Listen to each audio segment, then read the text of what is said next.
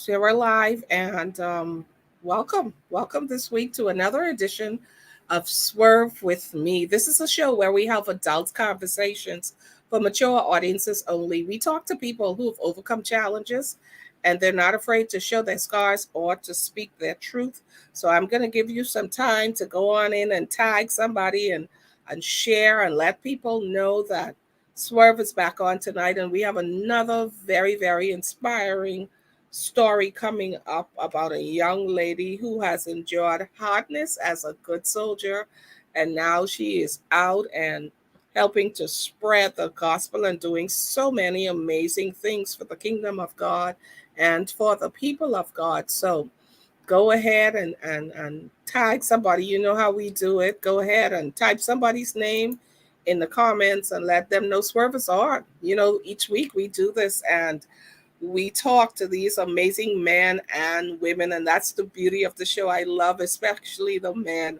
who brave all of this femininity and they come on and do these shows. And I do want to say from the onset, this is Breast Cancer Awareness Month, and I want to pay homage to my sisters who have gone before in the battle against breast cancer. I want to say a shout out to my sisters who have won their battle and they fighting and they're living and they're more than just survivors. And for those who may be going through, I want to encourage you to keep the faith. There is healing, and we have so many healing stories that will be coming up throughout this month, talking with various persons who would have won their battle,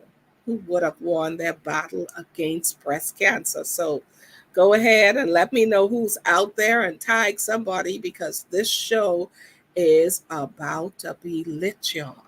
This is a show that's going to be completely transparent. You know how you do it if you've ever watched Swerve before we get in. And we ask the hard questions sometimes that people don't often think about or may have not considered in some respects. And also, it's an opportunity for some people to say some things that they've never said before publicly. And they may have still been in a place of healing.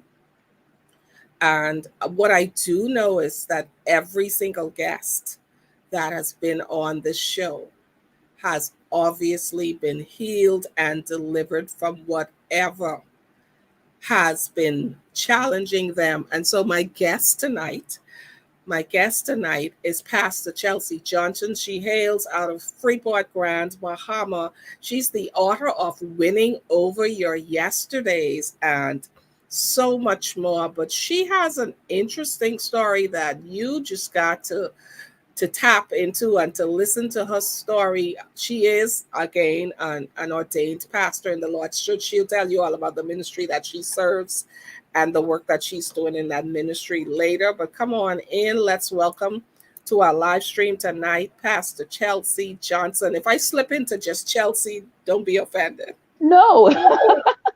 Good night. How you Listen, doing? I am so good. Listen, yeah, I still riding this with training wheels on. So Listen, it's so that is happy to see you. fine. It's happy to do it. So I want to start. I always start at the beginning because it's so important to understand foundationally why someone is the way they is or why they act the way that they do. And it stems so much from our childhood traumas and experiences. And sometimes it's just because we would have made bad decisions. But tell us about Chelsea Johnson. Well, today's Chelsea Johnson is totally different from the Chelsea 25 years ago. And if you had told me at that time, at that stage of my life, this was who I was going to become, I wouldn't have believed you Mhm, because it didn't look so.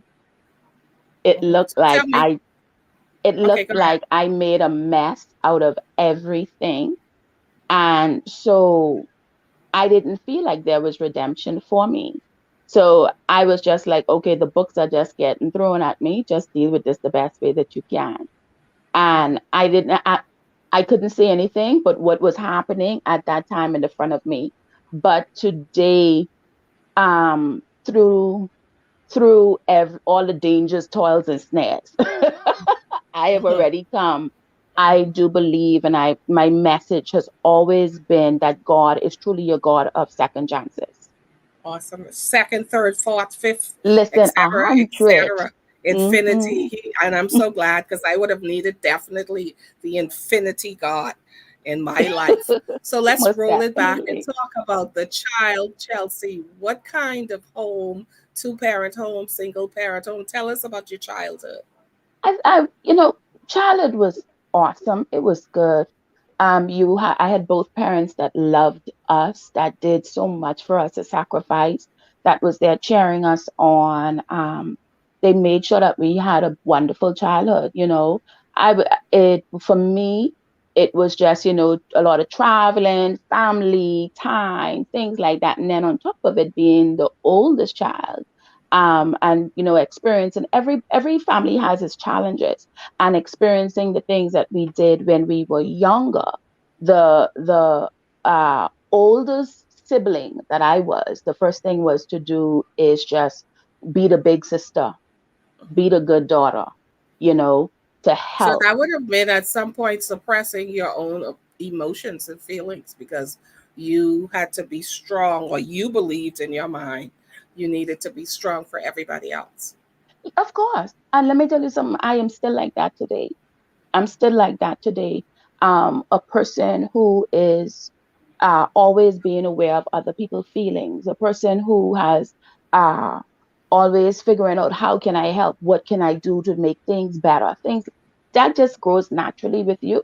And so that has always been me. But the good thing about it was that even though I was in a place of responsibility, we still had the ability to be ourselves, Mhm. still be yourself.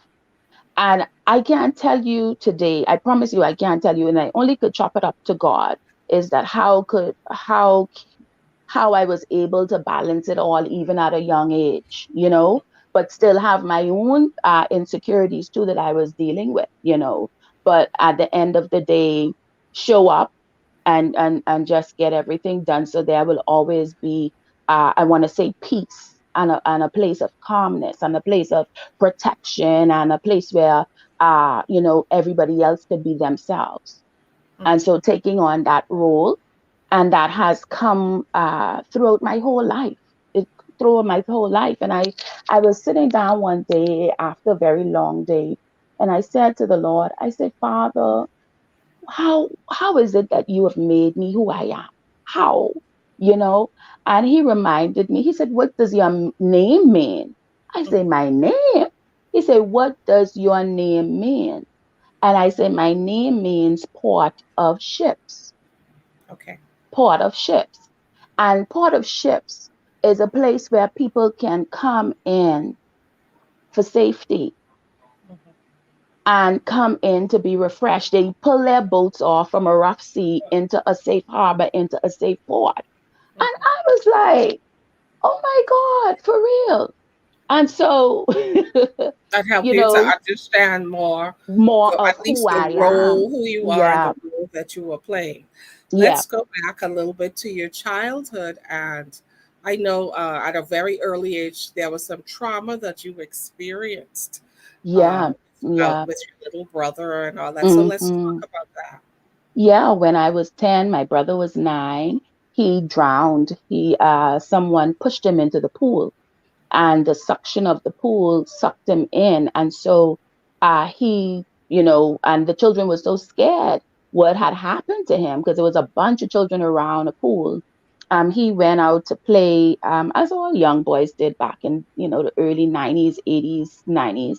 They were out there just having a blast. And, it wasn't like today's time. So, and they were just gallivanting and being just boys, and went around the pool at the rugby club Mhm. back then. And they were playing around the pool, and one of the boys pushed him in, and he hit his head, caught a concussion, and went to the bottom of the pool, and the suction of the pool sucked him in. And we hadn't seen him. We noticed that he didn't come home that evening and stuff like that. And so we went about looking for him and stuff like that. We couldn't find So him. stick a pin right there. The evening that he didn't come home, if you can remember, what was it like in your home that night? Because it was obvious he was missing. So in 10-year-old Chelsea's mind, what was going on? I was thinking he was just being bad and being someplace he didn't need to be, and he didn't want to come home. you know um we had a lot of family friends that he used to go by to as well. So mommy just was like, okay, well, I think he's probably, well, he probably might be around by so and so, and they'll bring him home, like they usually did. you Mm-hmm. know it was like you knew where he was going, and you know where he was going to end up, and you knew exactly what was going to happen at the end of the evening. Either Mm-hmm. him coming home with dirty dusty from playing, or someone, you was going to hear someone car pull up and say, okay, see you later. And that was one of a family friend, cousin, something like that, because that was just the type of boy he was. And when he didn't come, I I fell asleep kind of early, so I really didn't kind of know. I said, well, mommy, then we'll start it out, you Mm-hmm. know. And so I saw day one, nothing sorted. I see everybody scattering. I see day two, people scattering again. And then I see day three. That was when my neighbor came over and said, uh, they just called on the news for a child. And he had on a green shirt, gray pants, and gray tennis shoes. And that was the same clothes my brother had on when he left the house 3 days before. And so, um, fast forward, I was sitting on the bed feeding my sisters. My sisters, one was 2, one was 4, and I was 10, and I was feeding them. And I felt this wind. If I felt this wind pass me, and I could remember so clearly. I was feeding them oats. I was feeding them oats that morning. That's how clear the day still is for me. And I felt this wind come across my ears, and I heard a voice. I heard his voice said to me, "Bye, Shelly. I love you." I was like, Mm-hmm. "What?" And I started to cry, like tears fall on my Like eyes. instantly, you kind of knew what that meant. Yeah, like instantly. And when I looked 2 seconds later, I heard a car pull up, and I heard a scream like I've never heard in my life. That was my mom screaming. And I was like, oh my God, you really died for true. And from then it was like, okay, we just gotta get in this mode, you know? We gotta get in the mode where we gotta deal with all of this. And from there, that day, I didn't have a little brother anymore. And him and me were very close, and we were 1 year apart. And sometimes often, so that was almost like, that was about 30, almost 32 years now. 32 Wow. years that happened. Yeah. So as you woke up each day recognizing, did you have a moment when you just let it all out and just cried? Did Do you Yes. remember that? I Okay. remembered it was at the funeral. It was when they were lowering his body. I was strong all the way through. But when I realized he was really gone, at 10, I remembered sitting down there in the chair and my aunt having to move me. Mhm. And she said, come on, it's going to be all right. And it was how we could leave him here. But I Right. understood what was going on. And Mhm. it was, I felt like I lost my best friend. And he used to get me so angry and mad and upset. That's all. As all That's all little you brothers did. do. Right. That's amazing. Yeah, And so that's a 10, your first experience of some traumatic experience in your life. most And definitely. what was high school like? Uh, Fun. were you the modeled student? Did you get into trouble, or what kind of student were you? I was a model student, always on the honor roll, friendly, average, just the average girl. um, Involved, ambitious, crazy, fun, just a lot of things. I'm enjoying high school, enjoying my friends. That was me. Never got in any type of trouble, never had to go to the principal office, never got called, name got called and stuff to say, oh, she this, oh, she that. To everyone, I was the perfect child. Mhm. And so you Hmm. subsequently graduated uh, high school, and your plans were to attend college. Excuse my voice, y'all. I'm still No tired. problem. So let's talk a little bit about. Um, so you graduate now. You're working, or what's happening after high school graduation? So after high school graduation, I was just getting prepared to go off to college to do Mhm, pharmacy technician, to become a pharmacy tech. I had job trained at LMR then under Mr. Chappie, mhm, and I loved it. I was like, I'm going to school to become a pharmacist. And so I'll just do my pharmacy tech first, and then I'll do my pharmacy degree afterwards. And so I was excited. Things were falling into place. Scholarships was coming, were opening doors for me. I was going to go right there at Miami, to Miami to go to school and come right back home and become a pharmacist. That was the goal. And mhm. I've always been, from I was a child, I've always had dreams and I was always goal oriented. My son teased me now. He's like, Mommy, with you, please. You can't even talk to you. You better have a goal. And he's 16, could be 17 next year. So he Mhm. said, you better not come around you the dark and you don't have nothing to do. I Right, said, thank you right. very much. So, in the interim, were you allowed to date as a teenager? No, please, where? Not in that house. Okay. So No, you were you, so so you started dating after high school. So yeah. let's talk about the whole dating process, and how did you introduce that to your parents if you weren't allowed to date? Well, mommy them was like, hey, you off when you graduate, you're a woman now. That was their thing. So Mhm, we don't have no type of holds on you. You are an adult now. We our thing is that we hope that we'd have done our best to teach you how to become an adult and to become a woman. So when it was after school, she was like, "Go about your business, do what you want to do," okay. and so that was their thinking. But listen, I had them parents, and if anybody can attest that you couldn't go out every weekend. You better wait 2, 3 weeks before you come back again and ask to go out, and then Mhm, you better have your friends. If you're going out with your friends, their parents have to come to the house and tell my parent we're going out and I'm gonna mhm, drop them. I'm gonna you understand. So mhm, that was how it was done, and vice versa. You couldn't sleep out nowhere. There was no sleep outs. Dad okay. obviously used to say, I made this house for all of y'all to sleep in. There's no reason to go out. But that was the type of brought up, Mhm, uh, environment that my parents them had. mhm, But when I graduated and I started to date, they were okay with it. Let us see who it is. mhm. So if it was somebody serious that I'd like, then I would invite you. But if it wasn't serious, child, ain't nothing to show or tell over here. So you know.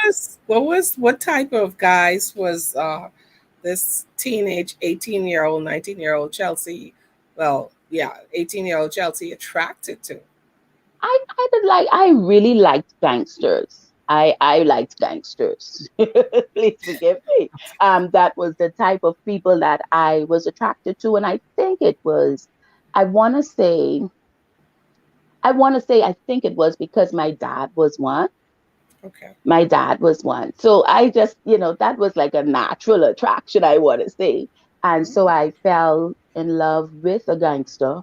At that time, I don't do gangsters anymore. I've been delivered. And so hallelujah.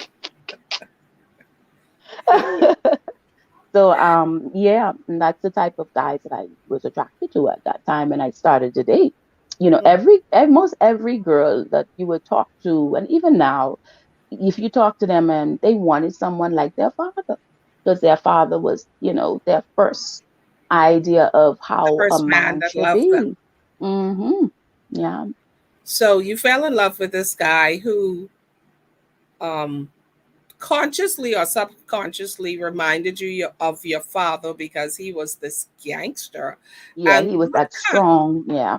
yeah, so what kind of relationship did you have with him? And at that age, did you think this was something that would be lasting? Yeah, and who wouldn't think like that? I like when I go off to school, we could talk, and he could come over and we could see how we can make this work, and blah Mhm. blah blah blah blah. All the Like, was fairy he tale was he things. your age or was he older? No, he was an older gentleman. He was an older guy. How much? He was an How older much? guy.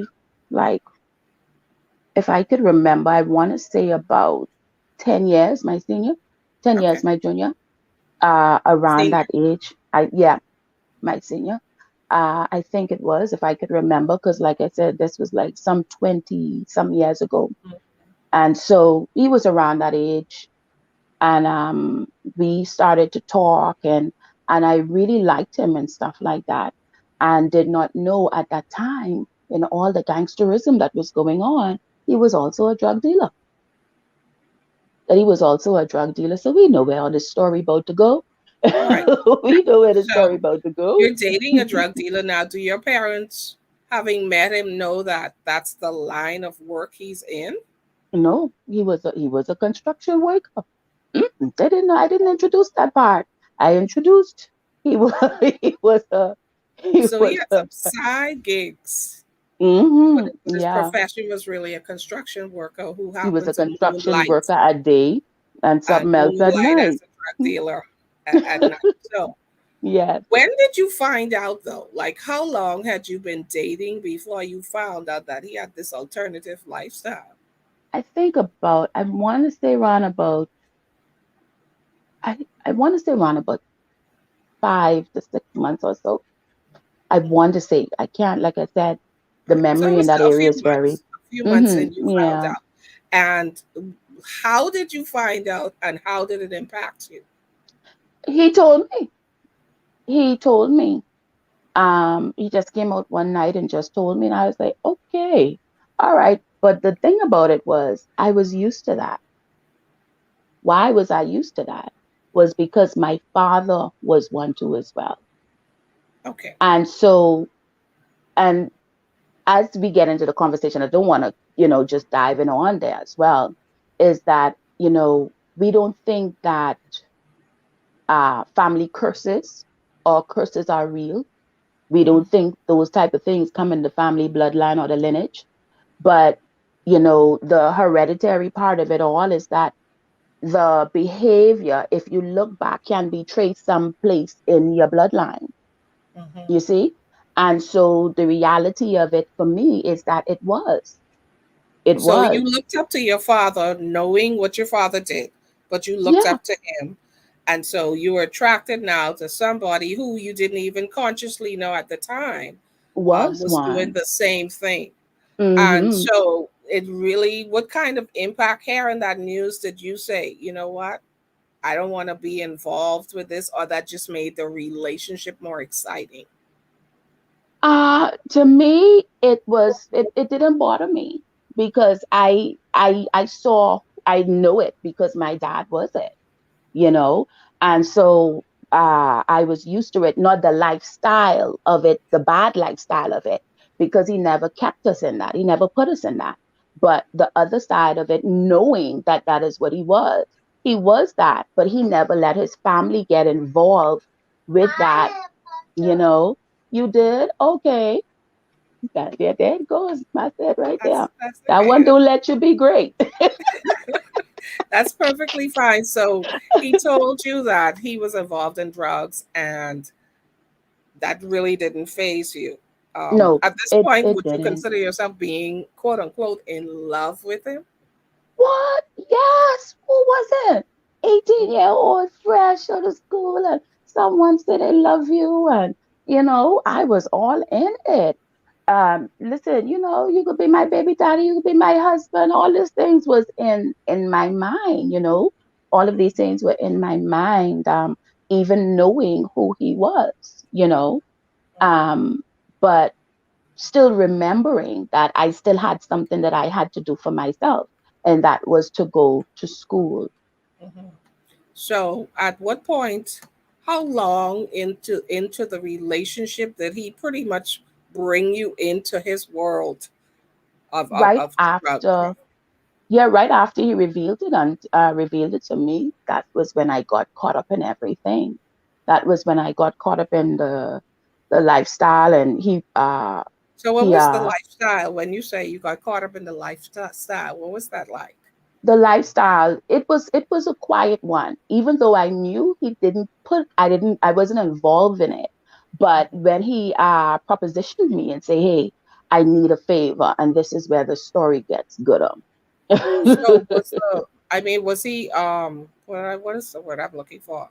Was he showering you with lavish gifts and things like that? I mean, was he He generous?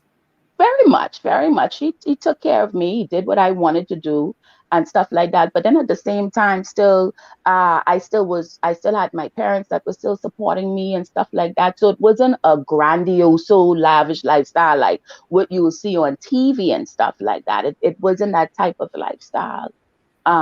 It was just we dating. If you need something, if you want something, I have you, whatever, whatever. And that was how it was. But it wasn't what we see on TV now with the big Birkin bags and the things like that. Mhm. So the day he told you what he did, and then subsequently, can you recall the day when he asked you to do a favor for him? Like, what was the scenario? Where were you? Did it just come up out of the blue? What happened? No, we were home. He came to visit me. We were in our driveway, conversating, talking, and just come to visit after a long day. Um, and we were just talking, and it just came up in the conversation. So it meant that he had it planned. And he just asked me, hey, I want you to do me a favor, please. I want you to go and I want you to carry a key of cocaine for me to the US. And I was like, to where? And to who?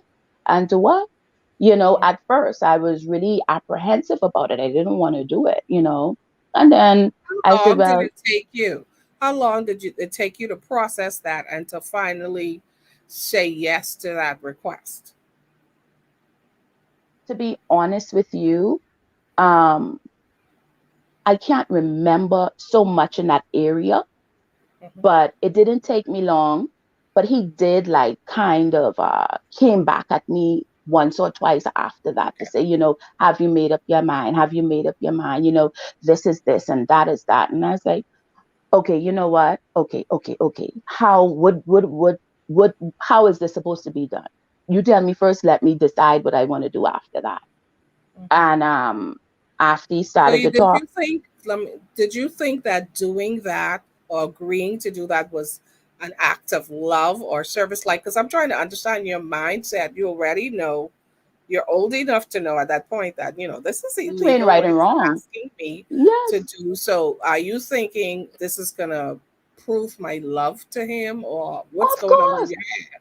Okay. Of course, that. Listen, if any woman want to be honest, anytime you do anything for any male counterpart or somebody that you love, you would think I'm doing it because I want to show how much I love you, and hopefully that love will turn to something else greater or deeper. And so that was my thinking at that time.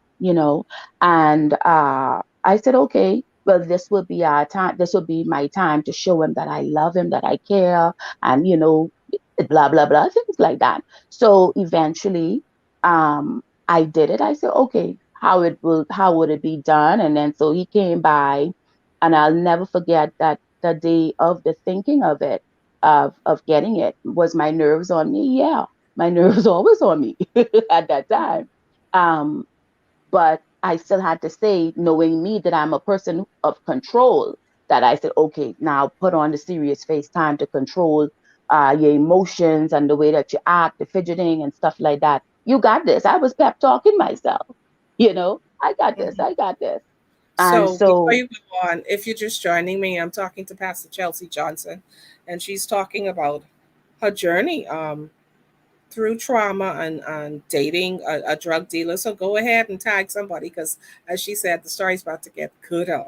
So tag somebody and invite them to come and join the live stream. So you thought about this and you figured this is my opportunity to prove my love to him. And then he's really going to want to be with me forever. This is going on in your little 18-year-old mind. So I'm going to do this. So let me just suck this up and get serious. So you had you ever even seen cocaine before? in the movies, Yeah, in the believe movies, only in the movies and a kilo in the movies. that's And it, in so the movies. and And so so, mhm, mhm. go ahead, so so sorry. so the day that you agreed to do it, the plan was to just go to Florida and give it to somebody and then come back home. Was That it? that was the plan. That was the plan. That was the plan. Easy peasy breezy. And I would have been right back home before mommy get off from work. That's what I was So thinking in my mind. what was that process the first time you do this and you have to go through, of course, was it customs and immigration and all that stuff, the clearance thing? How are you feeling and acting and like what's going on in your mind as you're walking through the checkpoints and all that stuff? Focus.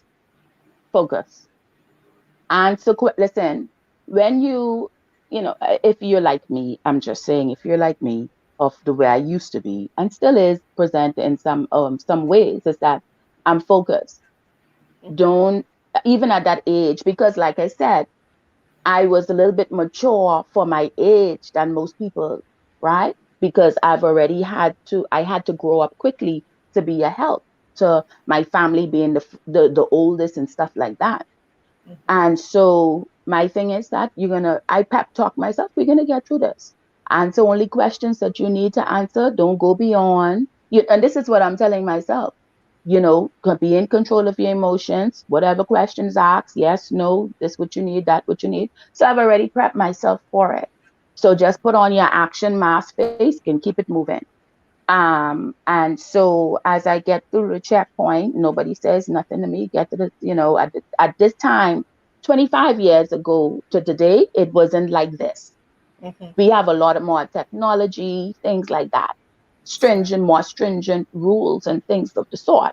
So back then, it wasn't so hard as it may be today because of what's instituted. So it's not to compare today in from Sure. 25 years ago. Mm-hmm. So you're going through whatever airline you're going through, the airport. You already know it because we were constant travelers.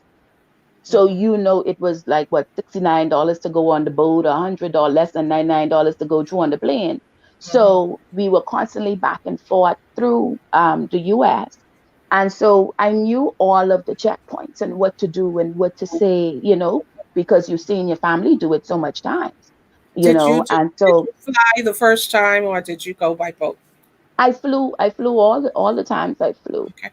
But the three times that I did, I flew. So I So already once you knew the got over, because I was still trying to track your mindset, and you said you were very focused.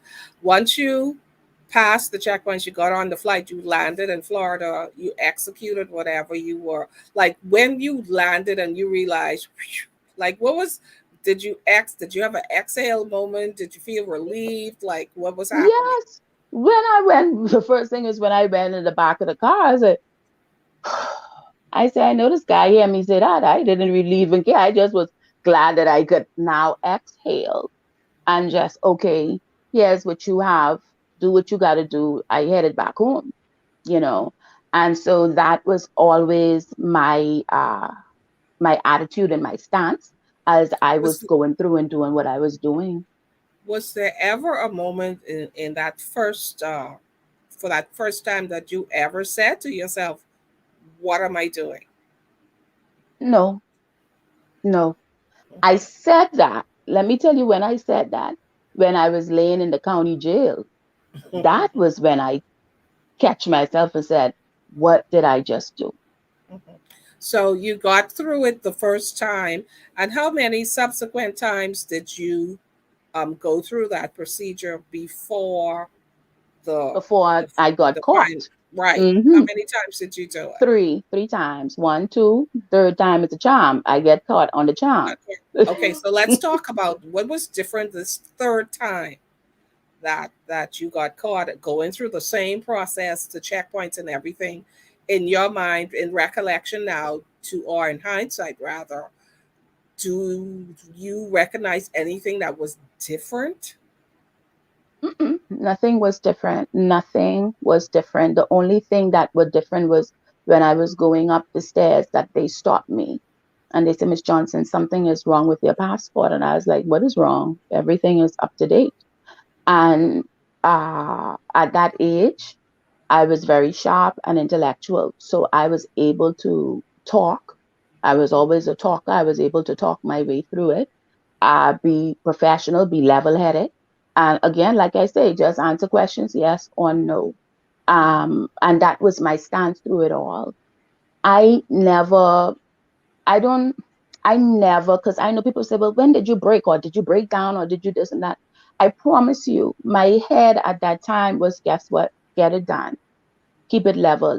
Even as I was getting interrogated, I Mhm. think that's the word, as I was in the So, questioning room, still straight ahead, still straight so that's what mindset. I want to go to. Once they say to you that, something's wrong with your passport, follow us, whatever. Even walking there, you're still not. Do you know at this point though? I'm saying, do you know at this point, like, I'm caught? Yeah, Did that ever run through your mind? it sure did run through my mind. I Hmm. was like, oh well, in my mind, I'm telling you, in my mind I was like, okay, this is it right here. Oh well, okay, come, let's just deal with it. Hmm. So And you that get into even this interrogation room and they're asking you these series of questions, and as far as you're concerned, you're sticking to your game sti plan, just saying yes and sticking no. to it, sticking to Yeah, it, no real sticking to it. details about anything. Listen, they were patting me down, and I still was saying, I know what you're talking about. Mhm. Mhm. It was just one straight mind. Tunnel vision. Tunnel Yeah, vision. keep your emotions, keep your emotions. And I sit down and think about it. You would swear I think I was, I don't know, superwoman, or I don't know, something of that sort, because you would think that okay, at this time you would have broken. I promise. Even when I went in front of the judge and he told me what he had to say, and all I could remember going back to the cell, and I promise you I could remember that piece clear as day. There was a prostitute sitting on the side of me. Um, they was calling her the hooker that was sitting on the side of me. There was a drug addict laying by the toilet in the cell, and there was another lady up against the wall, and it was me and the hooker on the side of me, or the prostitute on the side of me. I don't know a better word to call her, so y'all please forgive me. And that's what I could remember. And she laid her head on my shoulder, and I just remember being in those clothes, I think for like 2 days, 3 days, I think 2 days. And I laid my head back towards the wall. And I remember that was the moment when I was like, again. So you said so the interrogation lasted at least 3 days before they took you to a jail, Yeah, and before then it mm-hmm, yeah, yeah, and it was, then so when you went to court, what did they charge you formally with? they charged me formally with trafficking in cocaine with the intent to supply or something like that. And my charge at that time, the judge was reading to me, it was 25 years to life. And he said, with no bail, we're going to give you no bail. I was like, what is that? What does that mean? You need no bail? No, I lie. I lie. I remembered. I mean, I didn't mean to say I lie. But he said, your bail is $250,000. He didn't say 2,500,000. He said a $250,000. I was like, I look over to the bailiff and I said, "Sir, what do you say just now?" Because it didn't comprehend. And, and he said to me, "You better get a good lawyer." That's what he was saying to you. I Mm-hmm. was like, "Whoa." And he said, "Ma'am, he just said your bail was $250,000." I So said, "Okay." at what point from you being pulled in, being questioned, was there any opportunity for you to contact your parents before you went to court? Mm. I never spoke to my parents until I was in the jail cell. I never spoke to them until I was in the jail cell. And the thing about it is that when I was getting arrested, they were looking through my purse, and the gentleman said something to me, and I always carried a small book to write in my purse. And the gentleman said something to me, and I went to go get what he needed, and it was to the back of my book. And the number of my neighbor's children was Mm-hmm. at the back of the book. And I remembered it because I have a very good memory. And I looked down and I just snapped it in my memory. And they were the people that I called first. The very one who came to tell my parents that my brother had just died was the very ones them who had to come back and tell my mom that your child is now incarcerated in the US. So were you afraid to call your parents directly? That's why you called them? No, I wasn't afraid. I didn't know if they were gonna give me a collect call out. So because I knew I was in the US and I knew a US number, I said, let me call a US number. I wasn't Mm. too sure if they would have allowed me to make a call to my parents and collect. So that Okay. was why I called the US number. Hmm. So you go up now, and how long did it take from you being charged to you actually going on trial? Like how long were you in 8 months. remand? That's what we call 8 months. 8 months. 8 months. It took me 8 months in order to get tried. Because what happened was that at that time, when things finally started to move, my parents got a lawyer for me. I'm in a place I don't know nobody. I But don't know. don't jump there yet, because I just Okay. thought about this. What was that conversation like when you finally got the opportunity to talk to your parents?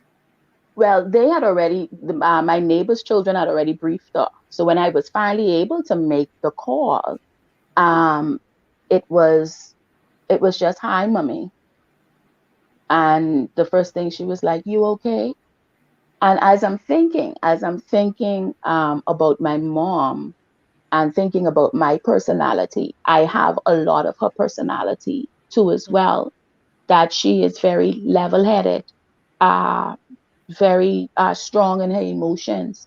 And so, in times and in moments of where she should show weaknesses or break down, or other people, I should say, would break down and just, "Oh," she would always be, like, "You all right? Mm-hmm. Okay, what's the next step? All righty." And that was her, and that was our conversation at that time. Okay, Did that you, help you? Did her being that way help you through that time? most definitely, because it said you have to be strong. Mm-hmm. You have to be strong. Um, and that has always been my whole life. You have to be strong. You have to be strong. You have to be strong. So in every situation, that is always my reality, and not mean I'm not cutting off the conversation, but even a couple of days, something happened to one of my cousin's sister. She's my sister, I call her. That's how close we are as a cousin. And the first thing is that when I heard the information, I wanted to cry. And while I was on the phone, I didn't cry. But when I came off the phone, tears started to fall down my face. And my thing was, you got to be strong. You got to be strong. So from then, even till now, in my whole life, that has always been me. be strong, be strong. That kind of persona can be harmful as well as helpful, depending It on the circumstance that it's in. most definitely it is. So when you finally talk to your mom and she asks you if you're okay, then you find out. How did you find out?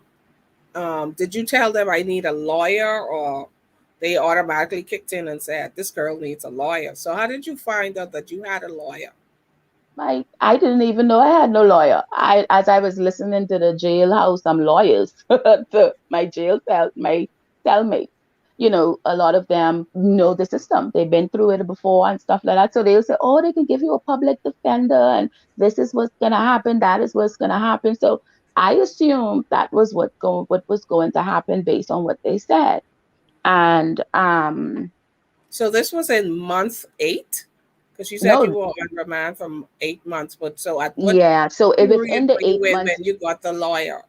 yeah, within the 8 months period, that was when everything transpired at that point.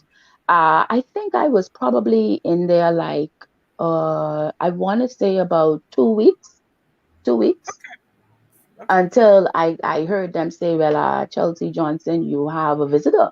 I was like, who come to visit me? Who know I here? And that's when I met someone that became a father to me, like a father. He came in there, cream colored suit, gold teeth, gold on every finger, you know, briefcase and everything. And I was like, who's this man here? And he introduced himself and he said, I'm your lawyer. I said, I don't have no money to pay you. Mhm. So he said, you don't have to worry about my payment. He said, your family already took care of that. And he just opened up his briefcase. He took out his book. He said, you are a very young girl. He said, you can be my daughter. He said, actually, you remind me, you can be my daughter. He says, come, let me see what I can do to help you get out of here. And he said, but I need you to tell me the truth. You ain't gonna tell nobody else the truth. You can tell me the truth because I need to help you. And I sat down and we sat there for a few hours and I just told him everything that I knew would happen and stuff like that. And he said, thank you so much. And he said, you'll be hearing from me. And from that point straight till um I was sentenced, he was there. He fought for me very hard. And I remembered one day he came to visit me and I said, uh how much you charge my parents? Because I was like, you ain't look like you no cheap lawyer. And he said, you don't worry about how much your parents them are paid. And he said, it was already paid for. But in the up That and must have been a coming, relief. yeah, it really was because I didn't know what I was about. I don't know at that point. I didn't know what to expect. Only what the jailhouse lawyers were telling me at that Right. time. So let me ask you about the routine, because you're in jail. What was that daily routine like? Because you Just were in get jail up, for 8 months. just get up, bed, What eat, time did they talk. wake you up? What time did you have to get up? You got up like around 6:30, quarter to 7, around that time, if I Okay. could remember. And then you had the opportunity to go out of the cell and go exercise and go to school. So during that time, while I was waiting, I was in school. I got all kind of books and uh, things that they had made available, and I just sat down and just did that whilst I waited. And so that was my waiting period. Were you ever mistreated in any way or mishandled?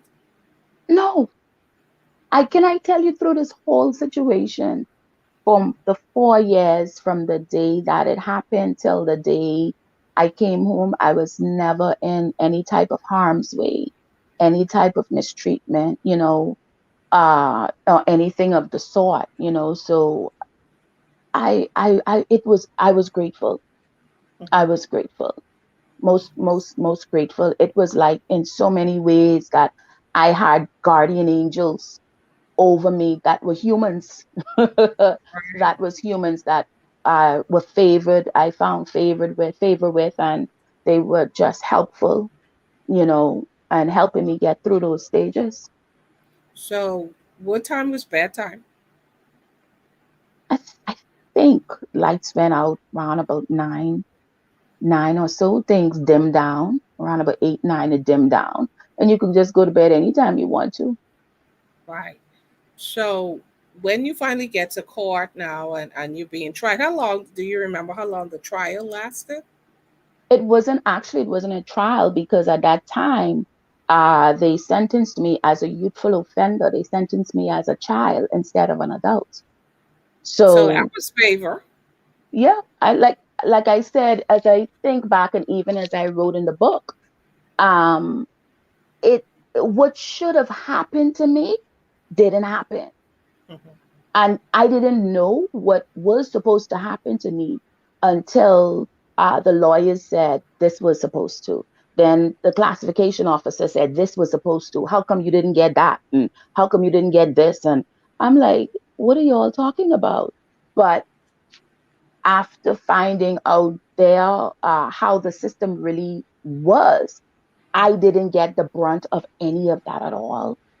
So did you get a? You didn't have a trial, so you had a plea bargain. Your lawyer must have entered into a plea bargain with them. A plea bargain. It wasn't a plea bargain because a plea bargain would say, okay, if you give this information, we will do Hmm. this for you. So it Right. wasn't any So it was anything like that. So it you was didn't, but you okay. didn't go to trial. So how did you get sentenced? The sentencing was just going in front of the prosecutors were there, the judge was there, the lawyer was there, and I was nowhere sitting down in their presence. I promise you, I didn't know what happened. All I Hmm. know, I saw the lawyer come over and he said, Charles, they said, either they're going to give this to you. Um, I said, okay, well, tell me something. If you were me, what would you do? So what was the? So they made an offer. What was the Yeah, offer? they said, we're going to offer you 4 years. And he said, tell her she could take it or not. If not, we can go to the judge and let the judge give it to her. But here's what it is. The case wasn't like the normal case that we would see on TV because I was tried as a child instead of an Right. adult. So what you would So normally that's go why you through, probably wasn't in the room with them. yeah, yeah, I was nowhere. I saw them in a distance, but I was far away from them.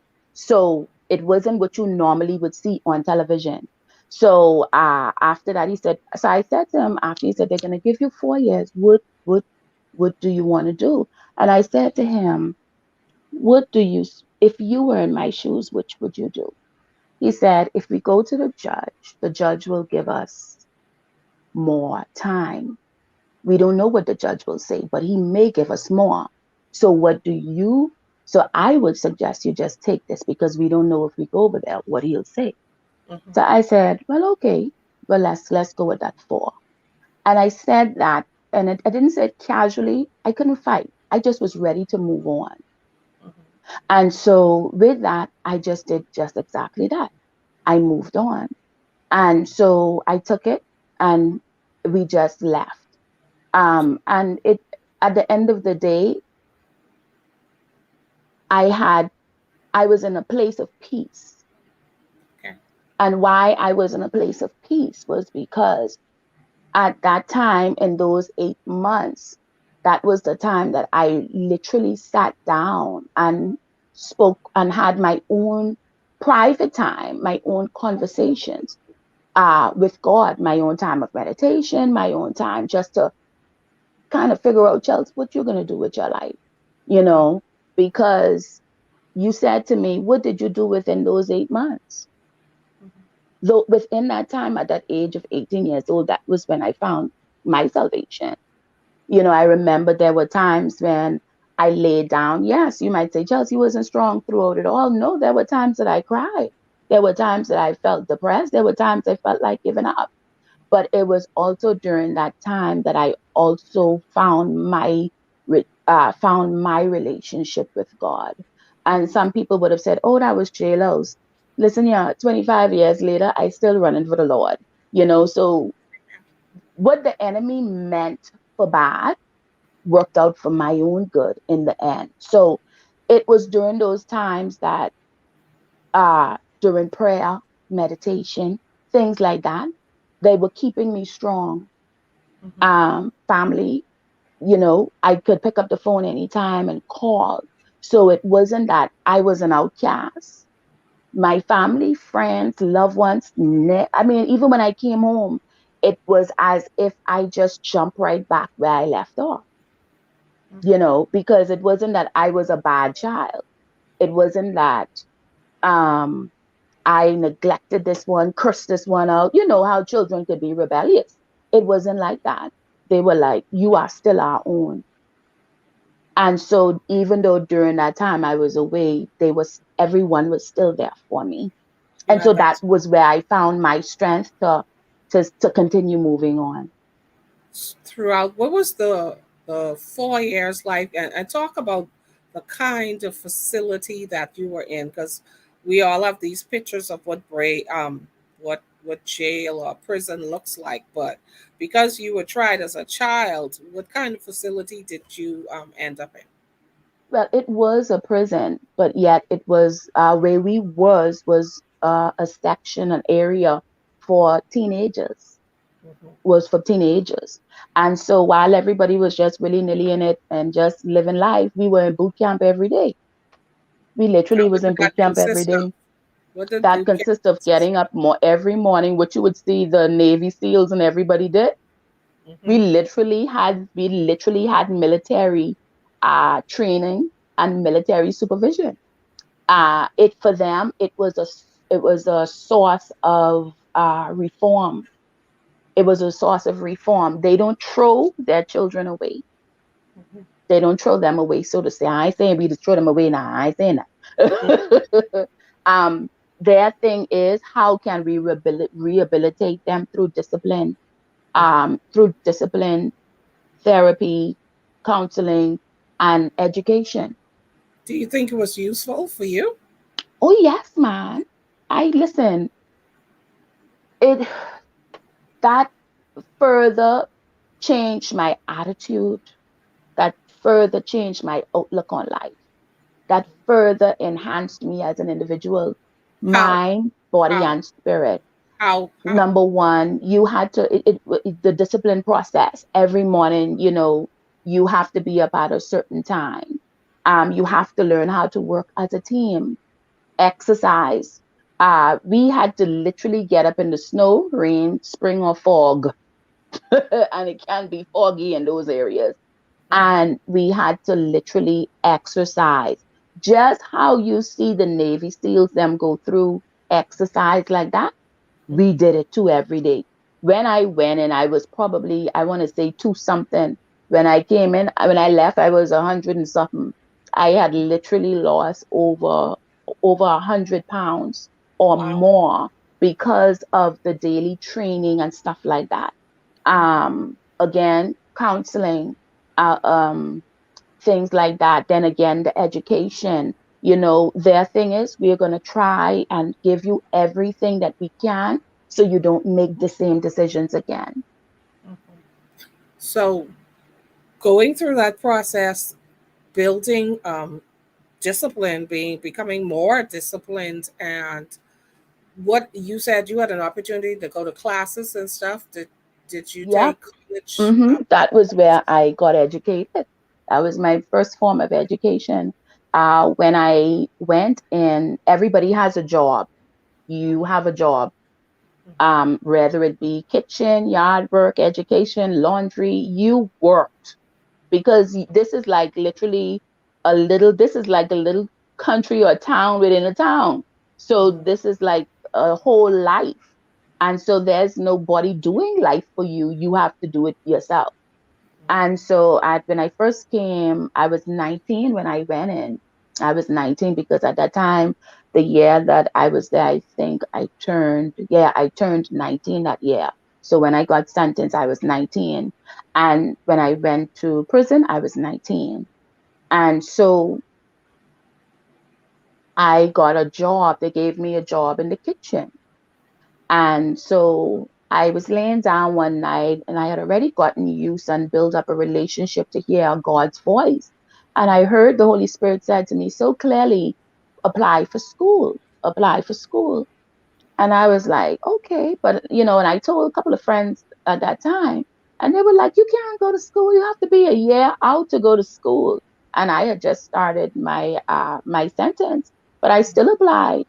Um, and 2 weeks, I think it was 2 weeks later, I got a job change. They said, Chelsea, you're on the job change when the um, form came to the dorm, and I started to go to school for computers.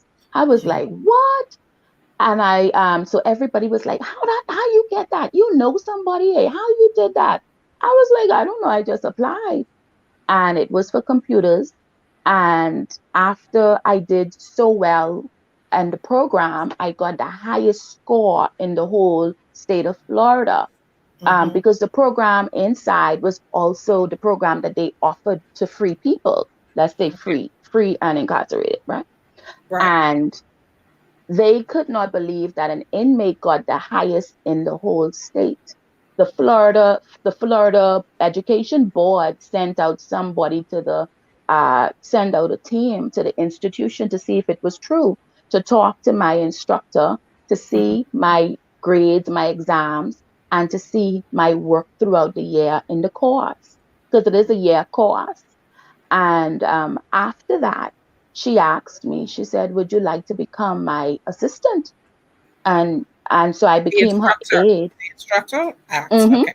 Yeah, the instructor asked me to become her aide, and I became her aide until a few months before I left to come home. So you were working all along with computers along with as like a TA or something with the instructor. Yep, yep. I was teaching, and it was so bad. She didn't even want to teach no more. She would just say, Chelsea, you know what to do. Give them the curriculum. And I helped other inmates, even, that were going home. I was preparing Sure. them for Mm-hmm. home and preparing them even in their job skills. Yeah. Were you keeping a calendar, like marking down the days when it was time for you to be released? Mm. Did you know what day you were supposed to be released, or someone just showed up and said, "Okay, today's Yeah, your day"? they gave us a date, but it's not gonna, it cannot go over that date. That's what they're saying. Because Hmm. what happened is that you get two dates. You get two dates that you can leave early, and one that they can't keep you no more. And you leave early because of good behavior. And Right. so I left early. I left early How early would have within the been? date.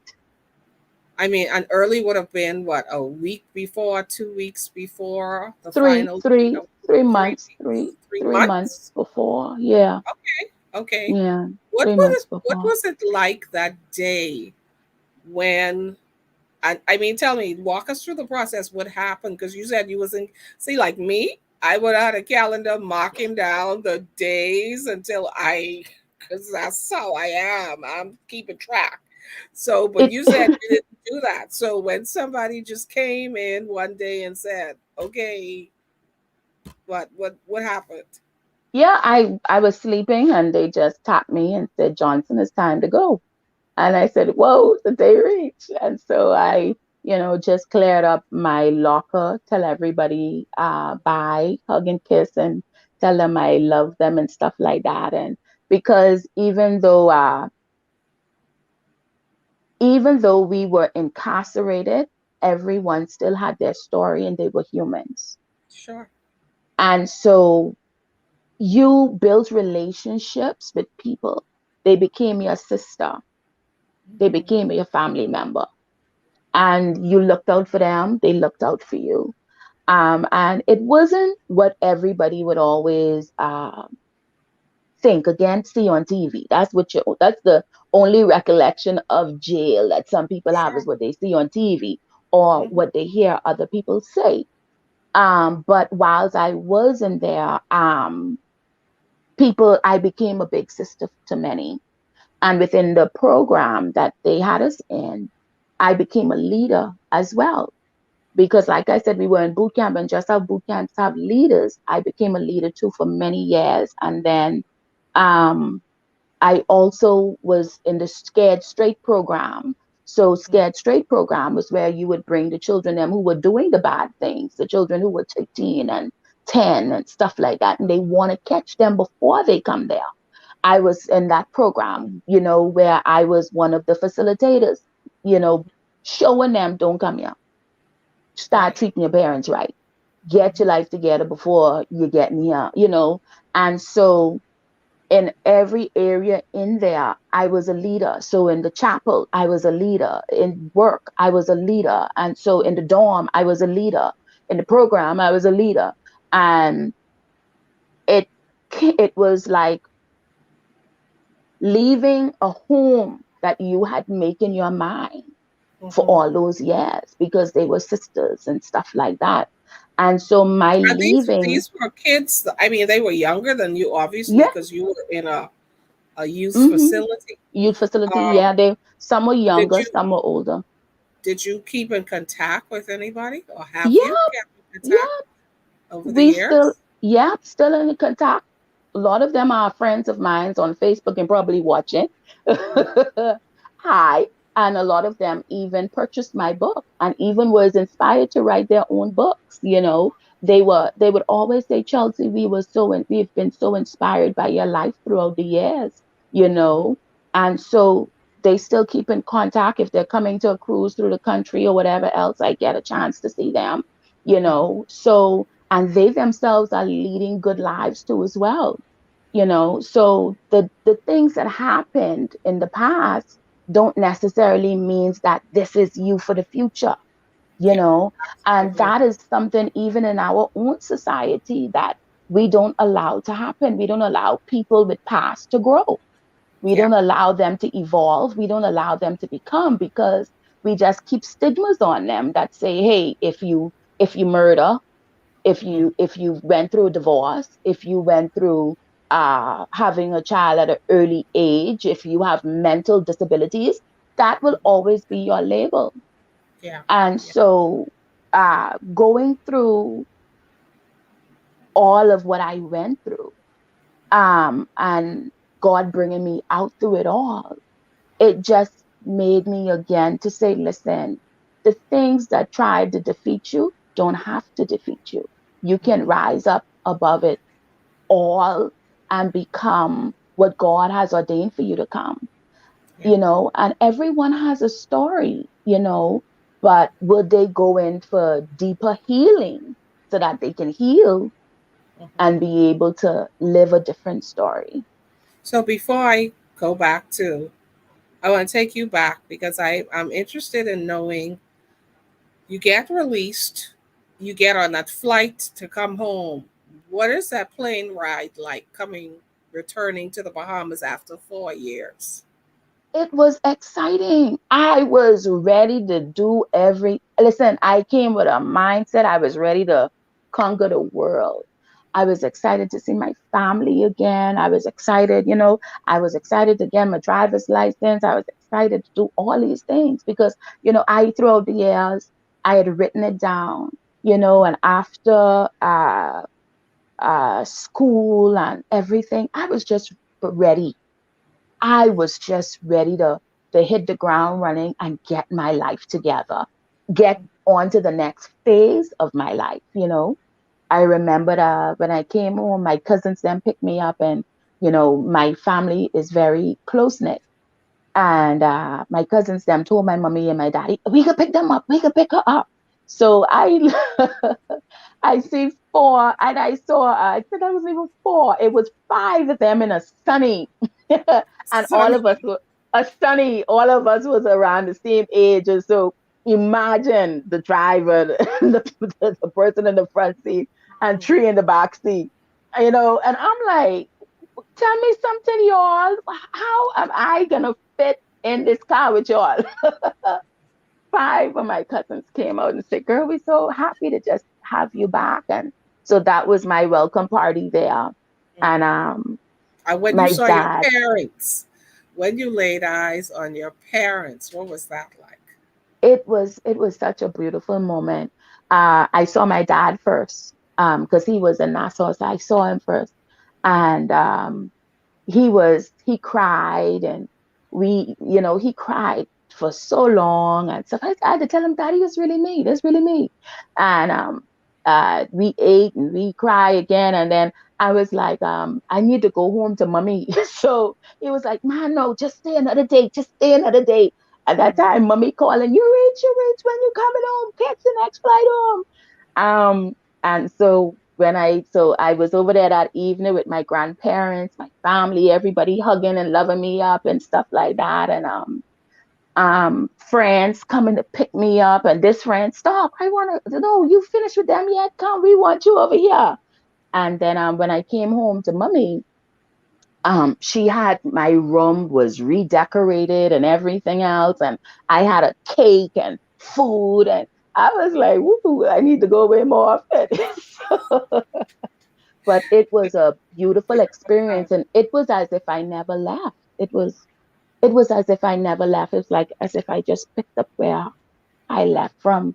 That's And beautiful that to is have. the Beauty of having such a supportive family. Now let's talk about some life lessons as a result of the decisions that you made that landed you where you did. What would be the first life lesson that you've learned? the first life lesson is put you first. Put you first. We always put everybody else first. And that was where I went wrong. I always put everybody else first and then put me last because I have to be super strong. The second life lesson, you don't have to be super strong. You don't have to be strong, you know. The third life lesson, own up to your stuff. Face it and own up to it. Even when it's at the hardest, you know, it ain't, and the thing what I had to learn was that things ain't gonna stay the same always. It don't Right. time brings on changes. And if you first be accountable to yourself first. Shakespeare said to thine own self be true. And so throughout everything, And he I said, had to above be all else. He didn't just say to thine own self, he said, above everything else, to your own to self be your true. own self be Sure true. did. And so that was one of the lessons too that I had to learn. You gotta do you first, do some inner workings in you first. And so that was it. And so much life lessons. And one thing, but the biggest thing that I've learned is what I put in the book. You can overcome. Yeah. You Before you go can to before you go to overcoming, because I'm going to leave that for the last. How did that experience, in terms of being a relationship, that was your first serious or real relationship, which really didn't last that long because it was only a couple of months. But mhm. how did that frame your decision to date from that point on? Were you reluctant in getting involved with another person, or how did you handle relationships after that? What you mean? If you're reluctant, boy, you're looking at everybody through that. Like, hey, we're good.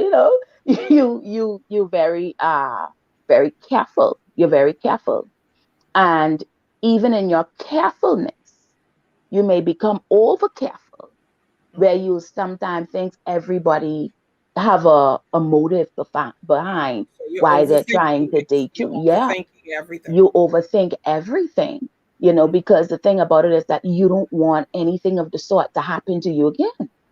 But then I realized, hold on, pump the brakes. If you want to be in love again, you are going to have to open up. Mhm. Mhm. And so that was what I had to do. I had to really again look inwardly and say, everybody is not going to hurt you. Right.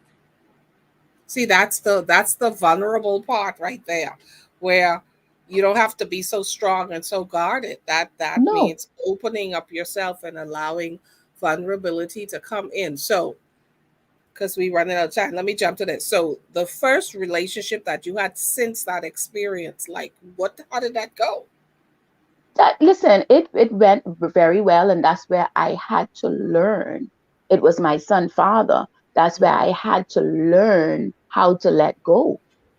That was what I had to learn, to let go and love again, that it was okay to love again. Did he know And about your experience, or did you have to tell him about it? no, I told him about it. I told him about it. And one thing I had made up in my mind was that I wasn't going to hide anything. Hmm. Everybody, listen, in my mind, I thought everybody knew already. I thought everybody knew, you know. And so that's how I just live. Um, and when we started to date, I was like, you know what? Okay, he had to go through a lot with me because I still, here's this somebody who's ready to love and da, da, da, and he keep coming up against a brick wall like, why you don't let me in, you Hmm. know? And it Because you're was so through, guarded. You're so yeah. guarded. Yeah. hmm and it was through him that I had to learn how to release and let someone love me again, because all love is not bad. Love Right. isn't bad. Hmm. So I had to come to that place that if I was going to date or get married, that I was going to have to let someone in. And he became that safe space. Now it didn't work out, but yet it still gave me that lesson to let go and let someone love you again. Okay. And you So, love yeah, them.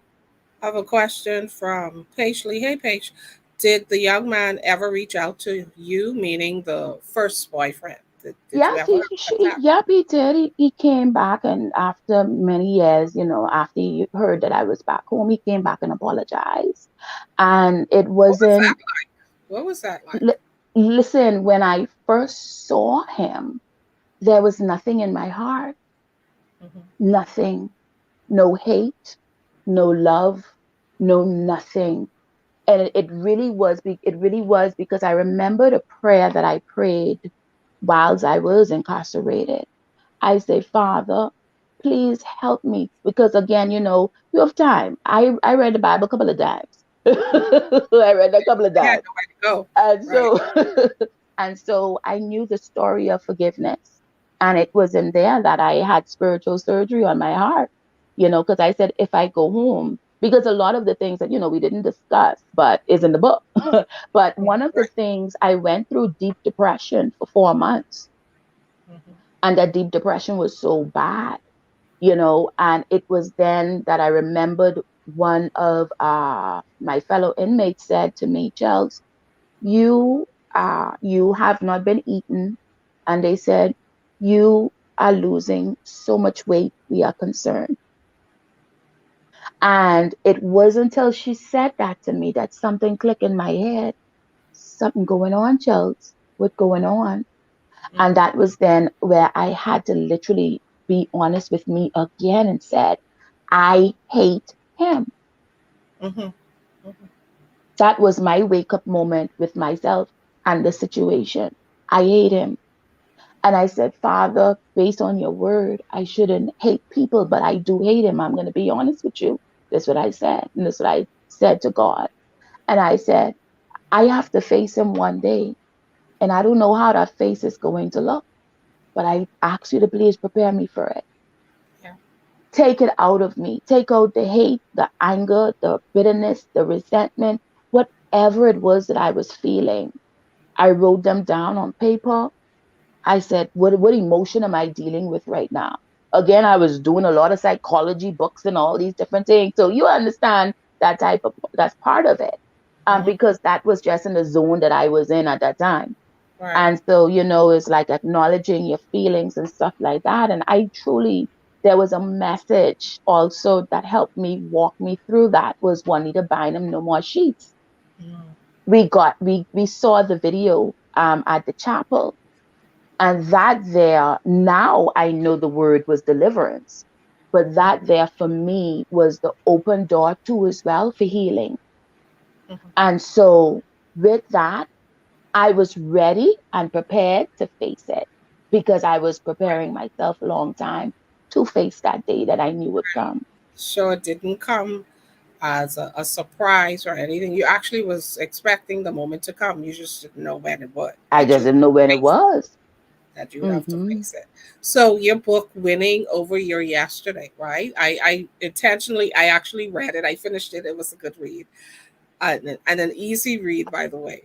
But I actually, Yes. yeah, I actually didn't go through all the details because I want people to buy the book. So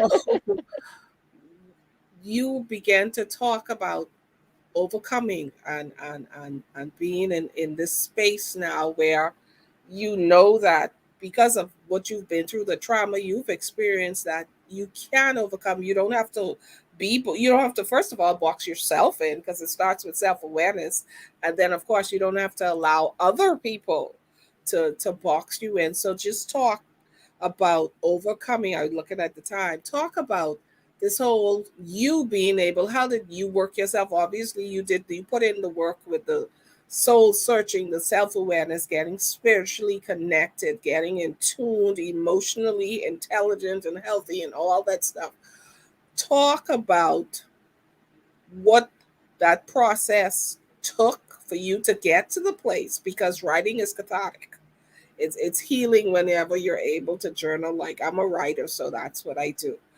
Uh, what was that process like, writing the book, and why did you decide it's time for me to write? I was about to go into another. I was dating someone, and this person I hadn't told them at all, and we were just becoming friends. But I knew the conversation had to come up, and I was talking with a friend, a brother, and a friend, and now my apostle. And he said, Shout out to "Child, Apostle Miller. yes, I love Apostle Kenneth Miller." Um, he said to me one day, he said, "It's time for you to tell the story." My lawyer tried. She A few years before, she said to me, "You got to tell the story." And I say, "I ain't ready to tell it yet." And this was like probably 4 or 5 years earlier than 2020. And he said, "Charles, it's time to write the story, man." He said, "You got to tell it." And I said, "Okay." And all two of them combined together, I wrote it. I wrote it to tell my friend, and I wrote it to help people. Uh, Time for them to get out of the closet. Time for them to face what it is, what was in the front, and tell their story of how they too uh how they too are an overcomer. So you So said you wrote it to tell your friend. Do you mean to say that you didn't have a conversation with him about it, but you presented him with a book about it? yeah, I Are did. you I sure did. serious? I say, "Here, read this book." Okay. Okay. It was different now. It was different now. I wanted to do something different. Um, like I said, everybody knew. I assume he knew too, but he didn't. He didn't. And but the process, that psyche at the moment produced the book. Mhm. And I was glad that it did, because it pushed me out to now put everything out there and to start helping other people heal, because I was helping people in private. I was helping people in private. And as the more I help, the more somebody say, "Go to her," the more somebody say, "Talk to her," to help you overcome. So I say, "Lord, I can't be keeping to talk like people at all, like this all the time. Let me just, put it in the book too as well one time." And so that's why I opened up in the book the way that I did. Um, so it became a counseling piece as well. It I'm became a still with counseling piece. you on the counseling piece. I'm still on, rather than you talking to him, you just present him in a book. Yeah, So so I wanted to do something different. I what wanted I'm to do talking something about, what different at was the time. his response to Oh, you just reading it the was, he was like, "Wow, but you don't look that way. You don't look that way." as a look? And yeah, people think that the offenders, ex-offenders, or ex-prisoners, or whatever you want to call it, um, they have a look. Listen here, life problems don't have no look. Mhm. They come in all shapes, All sizes, shapes and forms, colors, sizes, and spares of life. ethnicities, You everything. know, everything from the high class to the middle class to the, you know, uh, people. It comes in life comes in all forms and shapes. But it's for you to not hide it, that's where the problem is. When you keep hiding it and keep living it, that is where the problem comes. Mm-hmm. And so I said to everybody, stop hiding your mess, because you are going to hurt the next person. And eventually, too, it's going to keep eating up on the inside of you. Yeah. You got to face it. It Mm-hmm. ain't no ifs, ands, or buts about that. If you want real emotional healing, and a decent living and coming up out of that place of guilt and condemnation, you got to face some things, you Mm-hmm. know, and give yourself grace. Nobody's asking you to have a perfect life. If anybody talk their story, they'll go, everybody you meet has a story. I bet you just sit down and take time to listen. They will tell you something from their past, something that's going on in their present, or family secrets they can't live under because they're belting under it, and it's coming up in characteristics and coming up in behaviors. Yeah. So if you want to come from underneath that guilt, shame, condemnation, even of teenage pregnancy, people were still getting pregnant 16, 17 years old. They 42 and still living with it that time their child 25 and Yeah. got grandchildren. Mm-hmm. Like, girl, what's wrong with you? Yeah. But Yeah. that is the reality that we all have to face. And like we were talking off air, that if you need that counseling, that therapy, that Yes. help, get the help you need. Mm-hmm.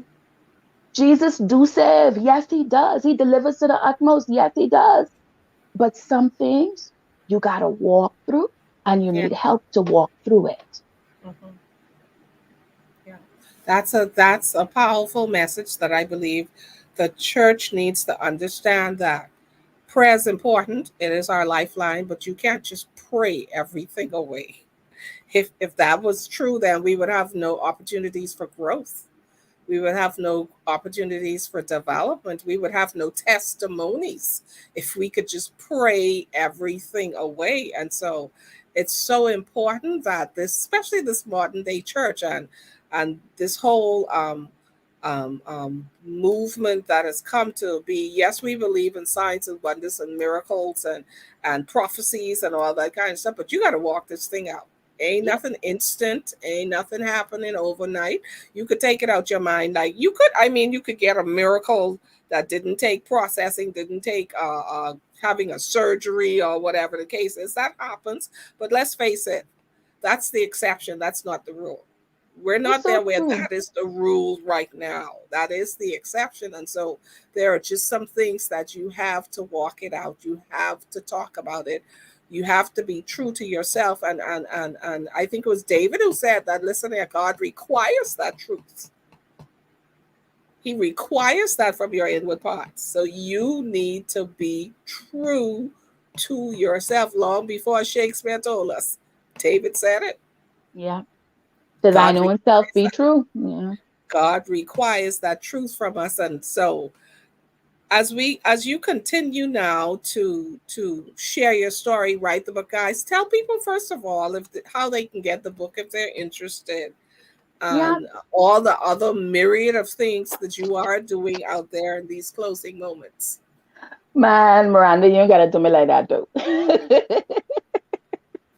Yeah, so the book is Winning Over My Yesterday, Defeating What Tried to Defeat Me. And you could get it over on Amazon. Just type in my name. You'll see this pretty orange book, my favorite color, as you can see in the curtains behind. Um, and so you could get it on Amazon, or you could just connect to me in my DMs and I can get it to you, and stuff like that. So the book is my testimony of what has happened and how I overcame. And it also gives you steps on how to overcome. In as people of the kingdom, as kingdom minded citizens, as Christians, as believers, yes, like I said before, we go through levels of deliverance and stuff like that. but some things we really need to walk it out. Some things we need to talk it out to really come to a place of wholeness. Mhm. Because even what I realized after writing the book was that I was at a place of wholeness. Yeah, that's the only reason you could have done it. It's the Yeah, only reason. It's the only way. that you come out of it. But after you've come out of it, what's next? The next step is wholeness. And Hmm. that is the process that you go through is wholeness. And so what I've done now too as well, I have another book that is coming out, Road to Wholeness, that will be out on the end of the month. And as a sequel to this, like I said, what is the next step after I have defeated this giant, defeated this monkey on my back, you know? And after that, in December, I'm also releasing a single diary of a single mother. So I'm a single mother, and I go through my journey too of how I raised my son to become, after all of this, life still was happening, and I experienced more traumas after that too. So it's like life is a series of ups and downs and adventure. I remember Bishop Ellis used to say to us, life is an adventure. And so Interesting mixture of good very and interesting.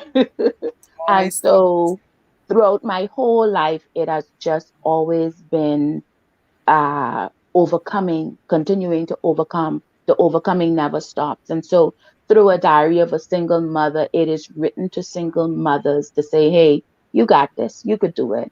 And the children will be okay, but it's up to you to help them be okay and make it.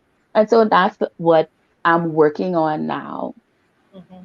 Hmm. I love it. We definitely have to get you back so you could talk about the diary of a single mother because that's definitely going to be impactful for so many single mothers out there and fathers, by the way. Because Yeah. I'm talking Hmm. to a single one of my clients yesterday is a single dad, and he was sharing some things that he was doing and all that stuff.